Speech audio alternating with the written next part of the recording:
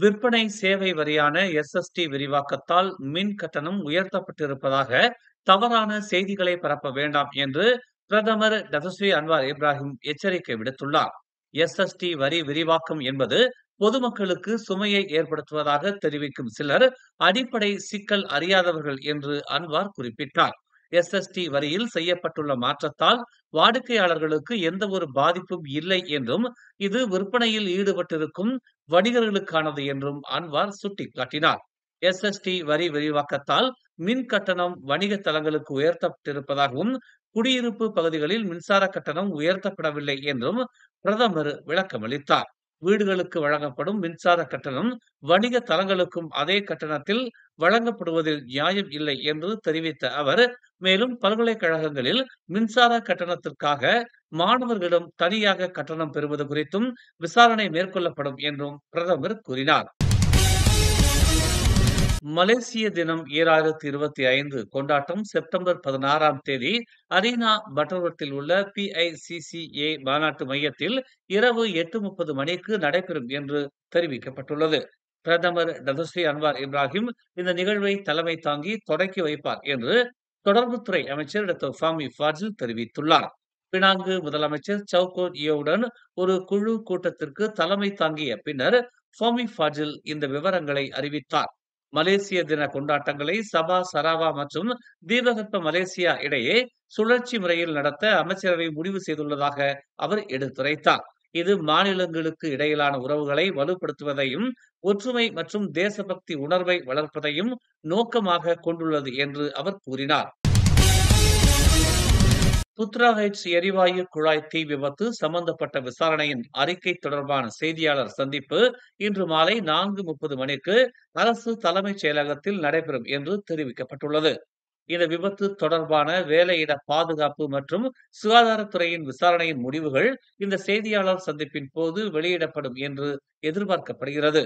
இச்சம்பவம் தொடர்பில் தெளிவான விளக்கத்தை வழங்கும் நோக்கில் வேலையிட பாதுகாப்பு மற்றும் சுகாதாரத்துறை மற்றும் காவல்துறையின் விசாரணை அறிக்கைகள் ஒன்றிணைக்கப்பட்டுள்ளதாக ஸ்லாங்கூர் மந்திரி பெசார் டபுஸ்ரீ அமிருடின் ஷாரி முன்னதாக தெரிவித்திருந்தார் என்பது குறிப்பிடத்தக்கது. நீதித்துறையில் தலைமை நீதிபதி உட்பட முக்கிய நீதிபதிகள் இன்னும் அமர்த்தப்படாமல் இருப்பது அன்வாரின் மெத்தனத்தை காட்டுவதாக பாஸ் கட்சியின் பொதுச் செயலாளர் டதுஸ்ரீ தக்யுடின் ஹசான் தெரிவித்துள்ளார். மடானி அரசாங்கத்தால் சட்டம் நிலைநிறுத்தப்படும் என்று மேடைக்கு மேடை அன்வார் சூளுரைக்கிறார். ஆனால் தலைமை நீதிபதி, மேல்முறையீட்டு நீதிமன்ற தலைவர், கூட்டரசு நீதிமன்ற தலைவர்கள் ஆகிய பொறுப்புகள் காலியாக இருப்பதை தக்யுடின் ஹசான் சுட்டிக்காட்டினார். எனவே காரணம் சொல்லி அன்வார் இந்த விவகாரத்தில் தப்பிக்க வேண்டாம் என்று அவர் வலியுறுத்தினார். நீதிமன்றத்தில் புதிய நீதிபதிகள் பொறுப்பேற்கும் வரையில் முந்தைய நீதிபதிகளின் பணிச்சேவையின் கால அளவீட்டை அரசாங்கம் நீட்டிப்பு செய்யும். இது இயல்பான நடைமுறை. அரசாங்கம் புதிய தலைமை நீதிபதியை இன்னும் அடையாளம் காணவில்லை என்றால் தற்போதைய நீதிபதிகளின் சேவையை நீட்டிப்பதில் அன்வாருக்கு என்ன சிக்கல் உள்ளது என்று அவர் கேள்வியை முன்வைத்தார்.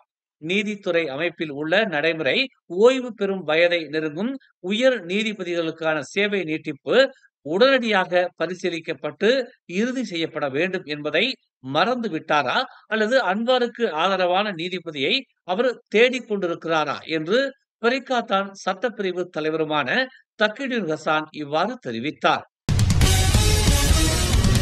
நீதித்துறை விஷயங்களில் தாம் தலையிடுவதில்லை என்று பிரதமர் டதஸ்ரீ அன்வார் இப்ராஹிம் தெரிவித்துள்ளார். நீதிபதிகள் உட்பட அனைத்து நியமனங்கள் மற்றும் சேவை கால நீட்டிப்புகளும் கூட்டரசு அரசியலமைப்பில் கோடிட்டு காட்டப்பட்டுள்ள நடைமுறைகளை பின்பற்ற வேண்டும் என்று அவர் கூறினார். அண்மைய நியமனங்களை பொறுத்தவரை வேட்பாளர்களின் பட்டியல் பேரரசரிடம் சமர்ப்பிக்கப்பட்டு பின்னர் ஆட்சியாளர்களின் மாநாட்டில் விவாதத்திற்கு கொண்டுவரப்பட்டது என்று அவர் தெரிவித்தார். இந்த நடைமுறைகள் அனைத்தும் பின்பற்றப்பட வேண்டும் என்று அவர் இன்று பிரதமர் துறை ஊழியர்கள் உடனான மாதாந்திர சந்திப்பின் போது இதனை தெரிவித்தார்.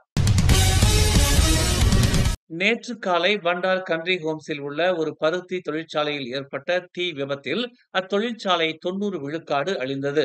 ஜலாம் குந்தாங்கின் 22வது மைலில் அமைந்துள்ள கேர்ஃப்ரீ காட்டன் இண்டஸ்ட்ரியல் சிந்தியான் பிரிகாட் என்ற நிறுவனத்தில் இச்சம்பவம் நிகழ்ந்தது. இதனால் யாருக்கும் காயம் ஏற்படவில்லை என்றும் தீ விபத்துக்கான காரணம் மற்றும் மொத்த இழப்புகள் குறித்து இன்னும் விசாரணை மேற்கொள்ளப்பட்டு வருவதாகவும் தெரிவிக்கப்பட்டுள்ளது. இது தொடர்பாக சிலாங்கூர் தீயணைப்பு மற்றும் மீட்புத் துறைக்கு காலை 10:14 மணி அளவில் அவசர அழைப்பு வந்ததாக தீயணைப்புத்துறை பேச்சாளர் தெரிவித்தார். காலை 11:25 மணிக்குள் தீ கட்டுக்குள் கொண்டுவரப்பட்டதாக அவர் கூறினார். மேலும் செய்திகளை தெரிந்து கொள்ள தமிழ் மலர் நாளிதழை பாருங்கள். எங்களோடு இணைந்திருக்க மலர் டிவியை பதிவு செய்து கொள்ளுங்கள். உறவுகள் மகிழ்ந்திட விருப்பம் மற்றும் பகிர்வு சேவையை சொடுக்கிடுங்கள்.